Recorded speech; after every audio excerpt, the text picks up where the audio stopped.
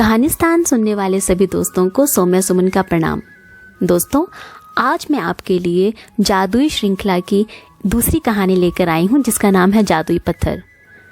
जादुई श्रृंखला की पहली कहानी सुनने के लिए, जिसका नाम है जादुई हथौड़ा, आप डिस्क्रिप्शन बॉक्स में दिए गए लिंक पर क्लिक कर सकते हैं। ये कहानी है एक ऐसे जादुई पत्थर की जिसने रोहित का जीवन बदल दिया। क्या सोच रहे हैं? पत्थर, और वो भी जादुई? विश्वास नहीं हुआ ना? जी हाँ, जादुई पत्थर। तो आइए इस कहानी के माध्यम से जानते हैं कि कैसे रोहित के जीवन में एक जादुई पत्थर ने चमत्कार कर दिया, किस तरह से उसका पूरा जीवन उसने बदल दिया। रोहित पढ़ने में बिल्कुल भी मन नहीं लगाता था, या फिर यूं कहा जा सकता है कि उसने अपने मन में पहले से ये बिठा रखा था कि वो पढ़ नहीं सकता। उसे लगता था कि पढ़ाई उसके बस की है ही नहीं। उसके घर वाले इस बात को लेकर बड़े परेशान रहते थे। वो चाहते थे उसे समझाया जाए, लेकिन कैसे? उसके परिवार के हर सदस्य ने उसे समझाने की कोशिश की, लेकिन सब व्यर्थ। एक दिन उसके परिवार वालों ने सुना कि उनके शहर में कोई पहुंचे हुए संत आए हुए हैं। ये सुनकर रोहित के माता पिता ने सोचा कि वो रोहित के लिए उन संत महात्मा से मिलेंगे और उनकी मदद मांगेंगे। हो सकता है कोई चमत्कार ही हो जाए। छुट्टी वाले दिन उनके पास जाने का उन्होंने निर्णय लिया। रविवार का दिन था। रोहित और उसके माता पिता सुबह जल्दी से तैयार हो गए और संत महात्मा जी के पास चले गए, क्योंकि उन्होंने सुना था कि वहां पर बहुत ज़्यादा लोग होते हैं और उनको मिलने में काफ़ी समय भी लग सकता है। इसलिए वे लोग जल्दी घर से निकल पड़े। महात्मा जहां ठहरे हुए थे वो जगह रोहित के घर से थोड़ी ही दूरी पर थी, इसलिए वो लोग जल्दी ही पहुंच गए और सुबह जल्दी पहुंचने के कारण उनकी जल्दी से मुलाकात भी हो गई। मुलाकात होते ही रोहित के माता पिता ने अपनी परेशानी महात्मा को बता दी। बाबा जी, ये हमारा बेटा रोहित है। इसका पढ़ने में बिल्कुल मन नहीं लगता।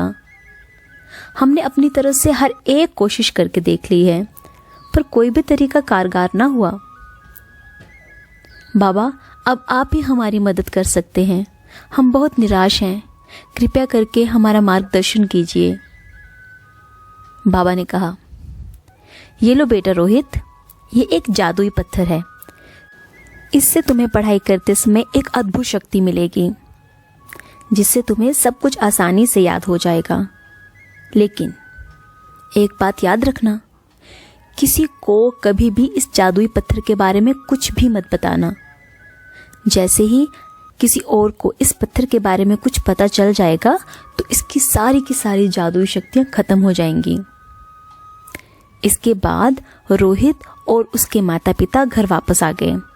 उस दिन के बाद रोहित हर पल उस पत्थर को अपने पास ही रखे रखता था।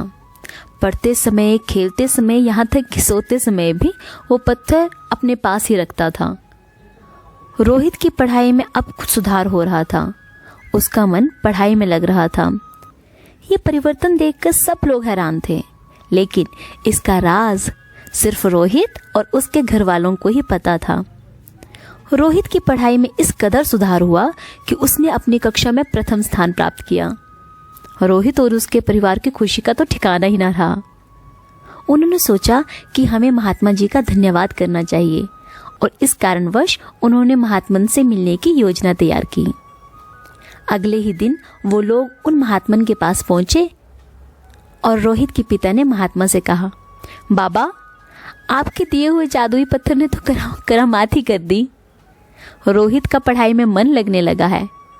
इसी के कारण उसने अपनी कक्षा में प्रथम स्थान प्राप्त किया है। बाबा ने कहा, कौन सा जादुई पत्थर? तब रोहित की माँ बोली, बाबा, वही जादुई पत्थर जो आपने हमें रोहित की पढ़ाई के सुधार के लिए दिया था। बाबा हंसकर बोले, वो कोई जादुई पत्थर नहीं था, वो तो सिर्फ एक साधारण पत्थर था। क्या? एक साधारण पत्थर?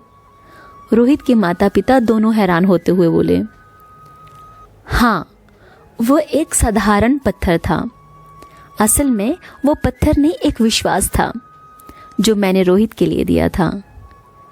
उसने अपने मन में ये बात बिठा रखी थी कि वो कभी पढ़ नहीं सकता, उसे कुछ याद नहीं होता। यही कारण था कि वो पढ़ नहीं पाता था। उसने अपने मन में विश्वास पक्का कर रखा था कि वह पढ़ने में बहुत ही ज़्यादा नालायक है, उसे कुछ भी समझ में नहीं आता। हमें बस इसी विश्वास को तोड़कर उसके मन में एक नया विश्वास बिठाना था।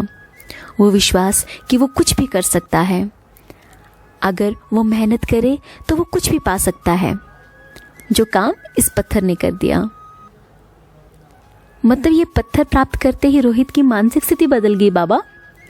हाँ, ये पत्थर से रोहित की मानसिक स्थिति बदल गई। उसके मन में ये विश्वास अपनी जगह घर कर गया, क्या वो पढ़ सकता है, उसे सब याद हो जाएगा। अब बात रोहित के माता पिता की समझ में आ गई थी। उन्होंने महात्मा का धन्यवाद किया और घर की ओर चल दिए। और हाँ, उस पत्थर को उन्होंने रास्ते में ही फेंक दिया। दोस्तों, ऐसी ही हालत हमारी भी है। हम में से ज़्यादातर लोग जीवन में बस इसलिए आगे नहीं बढ़ पाते क्योंकि हमने अपने मन को ये समझा रखा है कि हम ये काम कर ही नहीं सकते, इस समस्या का तो हल हमारे पास है ही नहीं, या फिर ये हमारे बस की बात तो है ही नहीं ना, हम ऐसा नहीं कर सकते। कुछ लोग तो ये भी कहते हैं कि हम क्या करें, जो भगवान चाहेंगे वैसा ही होगा। दोस्तों, ऐसा कुछ भी नहीं होता। हम वैसा ही जीवन जीते हैं जैसा हम जीना चाहते हैं। हमारे जीवन को नियंत्रित करने के लिए कोई भी दूसरा यंत्र नहीं बना है।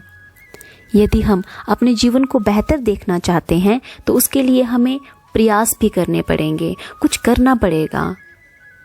उसके लिए सबसे पहले तो ये है कि हमें अपने मन को ये समझाना होगा कि हम कुछ भी कर सकते हैं, हमारे लिए सब कुछ पॉसिबल है और हमारे जीवन में होने वाली चीज़ों को हम खुद नियंत्रित कर सकते हैं। तभी हम अपने जीवन को सुखदायी बना पाएंगे। और हाँ, जादू किसी पत्थर में नहीं होता, जादू हमारे मन में होता है। तो दोस्तों, इस तरह की शिक्षादायक कहानी सुनने के लिए आप इस चैनल को सब्सक्राइब करिए और जब तक मैं नई कहानी लेकर आती हूँ तब तक अपना ध्यान रखिए। जय हिंद।